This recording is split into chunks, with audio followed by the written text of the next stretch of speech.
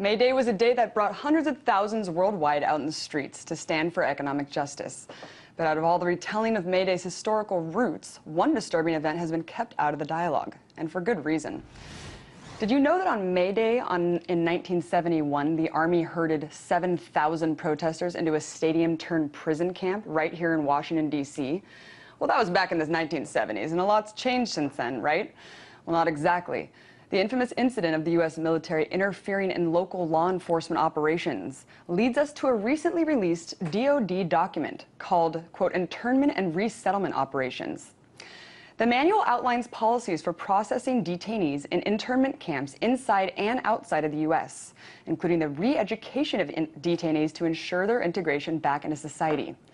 So is this a hyperbolic situation of the worst-case scenario, or does this manual shed a light on what's to come in the U.S.? To help me answer some of those questions, I'm joined now by Alex Jones, host of The Alex Jones Show. Hey, Alex. Hi. So the government writes lots of memos about hyperbolic situations that never really come to fruition. Why is this one so different? Sure, that's a good question. This is not just a contingency plan. In the 60s, 70s, 80s, we had Rex 84 and other plans. Now there's been a massive ratcheting up and billions of dollars a year being spent in the last decade or so to actually take old military bases under the Civilian Inmate Labor Camp Program under the Emergency Centers Establishment Act and to prepare them for, quote, emergencies. But I've been to the drills and noticed that they were training with the role players to put American political dissidents in them. They always tell the media that it's for disasters domestically or foreign wars and putting people in camps like Abu Ghraib in Iraq or Camp X-Ray in Cuba. But now more and more documents are coming out confirming what I already had from sources and my research into this and the 4 films I've made in the Police State series, starting with Police State 2000 in 1999, where I witnessed Marines training to confiscate firearms on the West Coast and put Americans, both on the left and right, into camps and even segregate them according to their different political persuasions. Now we have an Army document that dovetails with huge increased spending, hiring tens of thousands of people in the military to specifically be internment camp officers. And I actually had military personnel blow the whistle on this to me in the last year about the hiring of tens of thousands of people in the training camps that they've set up to train the prison guards for these. And in this new document, oh yeah, I was just going to say, talk a little bit. Yeah, you're talking about they're hiring hundreds of thousands of people, and talk a little bit about the PSYOP program within the document and what that really means. I mean, the re-education aspect of this document. Should people care about that? Explain a little bit more about that. Exactly. That's what's sensational about this is they went from saying there aren't camps to, okay, we're building a bunch of them and manning them, and they have other contracts to prepare for private contractors to be ready within 70 hours or so to be able to fully man the camps that are already built. And in this new document, this isn't some contingency plan. This is the manual, and I can give people the number. It's FM 3-39.40, and they admit this is real. To psychologically brainwash with loudspeakers, to bring the political dissidents in who are there because of their political views, and to take them into other segregated areas of the camps. And it talks about psyoping them, conditioning them with classic 24-hour blaring loudspeakers. And what's crazy is when I've been to these urban warfare drills, that's what they announce is civil disobedience will not be tolerated. Your First Amendment has been canceled. And then when I had camera crews at the G20 in Pittsburgh 2 years ago, they had the police under military training saying the exact same thing and even attacking students at the college who weren't even protesting. We got video of young women on bicycles. And they were saying daytime, nighttime curfew, stay in your dormitories, beating women over the head with billy clubs just for fun, just to set the precedent that, hey, you don't come out of your dorm.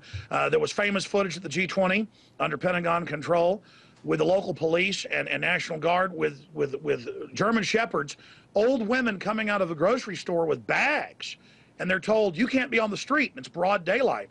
And they release the German Shepherds who begin biting the old women. I mean, this is just absolutely off the charts. Even the most authoritarian states don't act like this.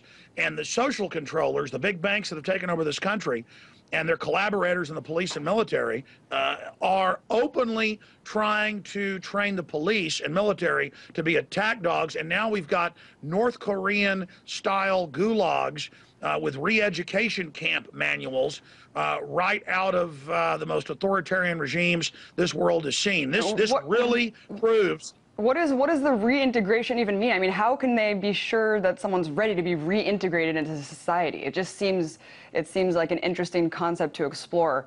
What do you think that means? I mean, what will that entail? Well, we know what happens in classical re-education camps. They get people within the camps to turn against those that are picked out to be persecuted, and really it's about the mass of people getting into serving the camp guards and being collaborators. Those that are chosen as the political dissidents to be tortured and abused and broken, they're generally kept for decades or put in slave labor. They're never to be released. The real secret of a re-education camp under the Soviet Nazi model, Khmer Rouge model, I mean, all systems that have become authoritarian have done this. The real point of this re-education camp center is to get the majority to join in on oppressing citizens, and then some of the best enforcers of the authoritarian system are those that were actually in the re-education camp. They're finding people not to break them, but who will enjoy serving the system. That's what these camps are really about. Just like they've used Abu Ghraib, but more importantly, they've used Camp X-Ray at the base in Guantanamo Bay to create the new Al-Qaeda that they use to go take over Libya, and they're using to attack Syria. So the truth is, it's actually a training ground to find and create double agent Al-Qaeda. Well, it's the same thing here. These re-education camps are actually factories to create collaborators.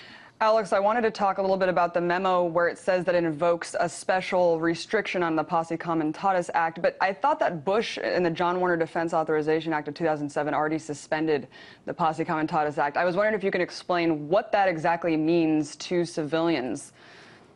Well, I got to say, from all the RT shows I've done that are excellent, you are asking the best questions.